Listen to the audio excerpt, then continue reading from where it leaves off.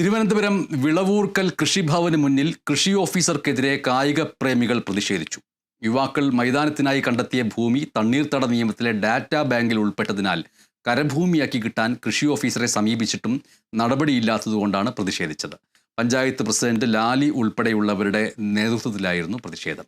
ഭൂമി ഏറ്റെടുക്കാൻ പഞ്ചായത്തും റവന്യൂ അധികാരികളും ഒപ്പം നിന്നിട്ടും കൃഷി ഓഫീസർ എതിര് നിൽക്കുകയാണ് എന്നാണ് ഇവർ ആരോപിക്കുന്നത്.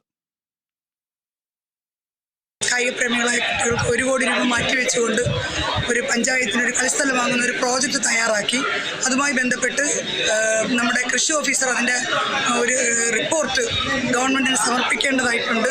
നാളിതുവരെ അദ്ദേഹം ഇത് സമർപ്പിച്ചിട്ടില്ല. 2 മാസക്കാലത്തിലധികമായി അത് അയാൾ ചെയ്യില്ല എന്ന് വാശി പിടിച്ച നിമിത്തമാണ് ഞങ്ങളിവിടെ ഒരു പ്രതിരോധവുമായി ബന്ധപ്പെട്ട് ഇവിടെ നിൽക്കുന്നത്. നമ്മുടെ കുട്ടികൾ, അതുപോലെ തന്നെ നമ്മുടെ പഞ്ചായത്തിലെ മുഴുവൻ മെമ്പർമാർ, സെക്രട്ടറി, അതുപോലെ വില്ലേജ് ഓഫീസർ അടക്കമുള്ള ആൾക്കാർ ഇവിടെ ഉണ്ട്.